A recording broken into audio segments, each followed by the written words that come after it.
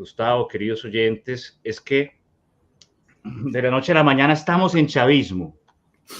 ¿Cuándo pasó? ¿En qué momento ocurrió?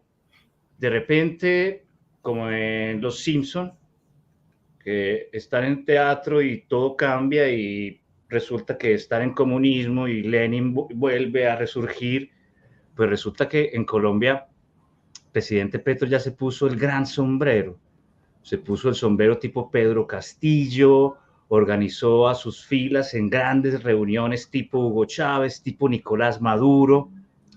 Ustedes recuerdan, queridos oyentes, cuando uno se preguntaba, cuando Nicolás Maduro dijo, por ejemplo, lo de la multiplicación de los nepes,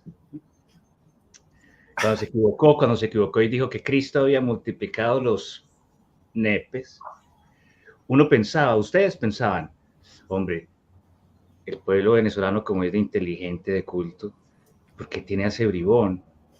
¿En qué momento pasó? Bueno, así pasó, como ahora está pasando en Colombia, así pasó, lentamente, y con la indulgencia de muchas personas críticas para sí mismas, pensadoras para sí mismas, que de un momento a otro renunciaron a la mayoría de edad del conocimiento, de un momento a otro renunciaron a pensar por sí mismos y empezaron a pensar por un colectivo que aparentemente les promete la vida de la otra. Esto es el socialismo del siglo XXI. De un momento a otro nos despertamos en socialismo del siglo XXI y resulta que nos habían dicho que no. Resulta que nuestros amigos nos habían dicho, no, Petro no es chavista, no, él no es comunista, no, él no es de izquierda, no, no lo es. Incluso nos trataban como si fuera un insulto, ¿no? Cuando alguien decía, no, es que Petro es de izquierdas, se ofendían como si fuera un insulto, no. De repente ya sacaron las banderas dicen reelección 2026, ya Petro está hablando como Chávez, ya se permite el exabrupto constantemente y, y es lo que hay, es lo que nos permitió el estado de cosas, la situación del país, llegar a eso, a un castrochavismo. Estamos en Colombia en este momento en castrochavismo, Gustavo. ¿Qué piensas al respecto? Me parece interesante. Bueno, esto lo hablamos la semana pasada con nuestro invitado Álvaro Perea, ¿te acuerdas? Él considera que ya estamos en que la estrategia que está implementando Petro ahora en términos de comunicaciones y de agitar la opinión pública es un manual, ¿cierto? Él nos decía, es un manual que se ha utilizado muchas veces durante la historia y que desde luego evoca a lo que estuvo haciendo Hugo Chávez en sus primeros años de gobierno, a finales de los 90. Me parece muy interesante lo que tú dices, Silvio, de compararlo ahora en esta última semana con Pedro Castillo, ¿cierto? Del populista peruano. Y por el sombrero y por la, qué sé yo, el folclorismo que ahora está, ¿cierto?, aplicando pues de lleno Petro en sus discursos. Hoy vamos a hablar un poquito de el discurso que dio, creo que fue el jueves, en Sucre, donde cometió otro gaffe, ¿cierto? Como dicen, otra metida de pata en la que confundió la palabra Armagedón, ¿cierto? Que es el apocalipsis de la Biblia, con Agamenón, el líder, el jefe, el general de los aqueos. De los aqueos en la Ilíada, ¿no? El que se enemista, se malquista con Ulises, ¿no? Que le da empieza la épica de la Ilíada. Bueno, se le confundieron ahí y la mención que hace Silvio de Pedro Castillo es interesante porque observando este discurso, que ahorita vamos a ver unos pocos apartes, Petro se siente como un profesor. Él educa al pueblo en cada discurso que da. Entonces empezó a hablar de Aristóteles, Silvio, empezó a hablar de la definición que Aristóteles da de autocracia, de oligarquía, empezó a dar cátedra, ¿no? Y me pareció muy irónico porque, pues digamos, nosotros, yo personalmente apoyé muchas en sus campañas presidenciales a Fajardo, que sí era un profesor, ¿no? Y recuerdo que los izquierdistas se burlaban de nosotros los centristas porque, un profesor que tratan al pueblo como niños, ¿no? La población son niños paternalista. Paternalista. pero la forma, y el que se vea todo este discurso, ¿cierto? El que tenga la paciencia para ver este discurso, verá que la actitud de Petro, y él mismo al final lo dice, como les enseñé hace un rato, ¿cierto? Que la oligarquía viene del griego no sé qué y no sé qué, cosas que él se está sacando, ¿cierto? De las axilas, porque ¿qué griego va a saber Petro, ni qué latín va a saber Petro, por amor a Dios, ¿cierto? Pero bueno, sí, es esa actitud de que él es el maestro del pueblo y les está enseñando sobre oligarquía y sobre lo que tienen más o menos que pensar y que sentir, ¿no? Lo más lamentable es que las personas que son conducidas a ser espectadores de Petro, en las imágenes cuando los captan, reproducen gestos de asombro, de deleite, de consideración, de estar frente a un discurso en realidad lumínico y educador. O sea, están siendo parte de una pantomima. Y, ¿sabes? El otro día, escuchando a Cecilia López en Los Danieles, hace unas semanas, que con el debate eterno, este debate ahora que se volvió ya eterno de los tecnócratas versus los activistas, Cecilia López les decía a los periodistas de Los Danieles que dentro del gabinete hay muchos funcionarios que idolatran a Petro. Para ellos Petro es como un, qué sé yo, un demiurgo, ¿no? No puede fallar, él no. Entonces lo adoran porque él es el agente del cambio, es el salvador. Y eso lleva incluso que a personas con educación, ¿verdad? Que perfectamente entienden que todo lo que está diciendo Aristóteles se lo está sacando del bolsillo trasero, no les importa, ¿cierto? Incluso la gente educada, porque creen y tienen a Petro en una opinión, pues, donde él es infalible, dejan pasar esas imprecisiones y bueno, no le prestemos Lo que pasa, Gustavo, es que las imprecisiones, los errores, las falsedades y las mentiras están acreditadas por la ideología.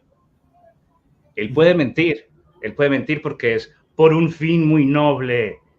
Él puede confundir a Agamenón con el que sea porque es Gustavo Petro. Y el problema principal es que hay mucha gente muy crítica, con altos valores, con ética, inteligentes, intelectuales, que apoyan esto, que no tienen la grandeza de decir, bueno, presidente, pare ahí.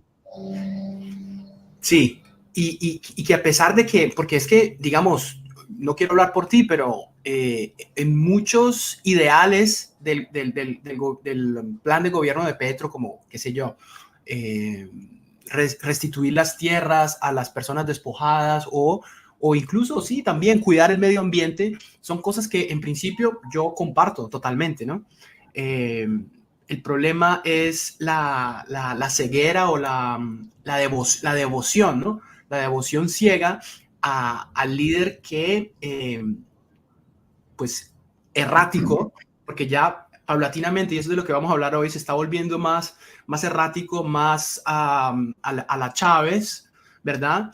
Y bueno, más preocupante porque de esto podemos hablar de pronto en el medio de una cierta teoría que nos expuso nuestro amigo Álvaro Pelea la vez pasada, que yo no sé hasta qué punto es cierto, pero que es muy preocupante, y es la idea de que personas, por ejemplo, como Xavier Vendrell, no sé si lo ubicas, ¿sabes quién él? Es un catalán al que Petro le dio la ciudadanía colombiana express, que es amigo también de la señora Alcocer, y el cual tiene problemas en España por ser parte del movimiento independentista catalán.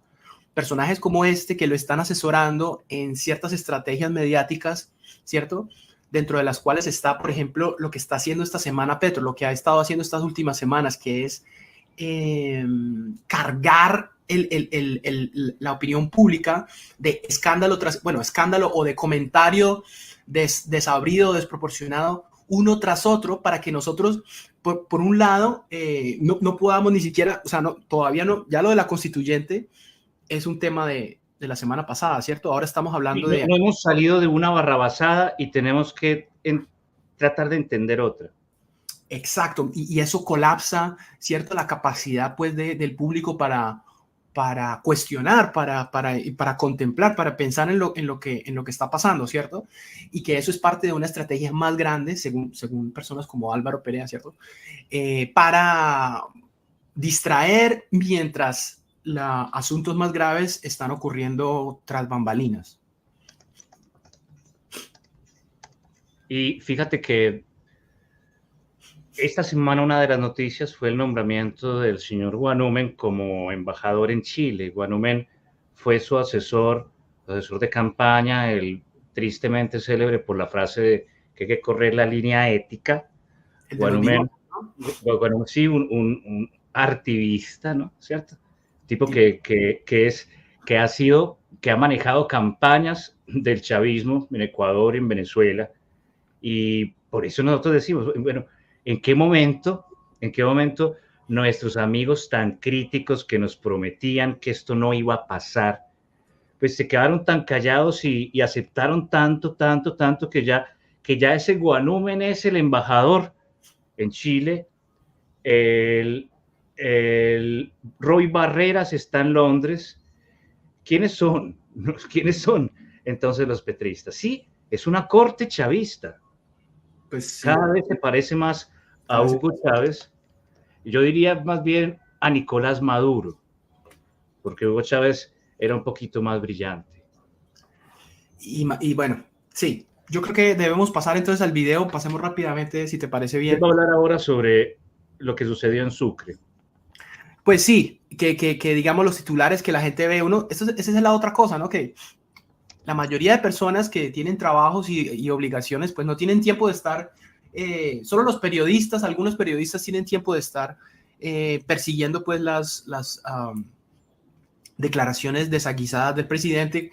Es muy difícil hacer sentido, pues, entre comillas, de lo que el presidente tiene en la cabeza. Pero entonces, escuchemos algunas apartes de este discurso. Ya les pongo. Vamos a escuchar a Pedro en Sucre, invitando a los oyentes a que se suscriban al canal, activen la campanita, compartan el programa para educar al algoritmo. Estamos creciendo en audiencia. ¿Y qué opinas? Pseudomonte dice, es divertido escuchar a Petro, pero me acuerdo que es el presidente de Colombia, entonces pasa a ser aterrador. Pues cada vez se parece más a Nicolás Maduro, cada vez se parece más a Pedro Castillo. ¿Qué pasó con ese Petro que nos decían que era tan sabio? Vamos a escucharlo en Sucre y los invitamos a dar sus opiniones, sus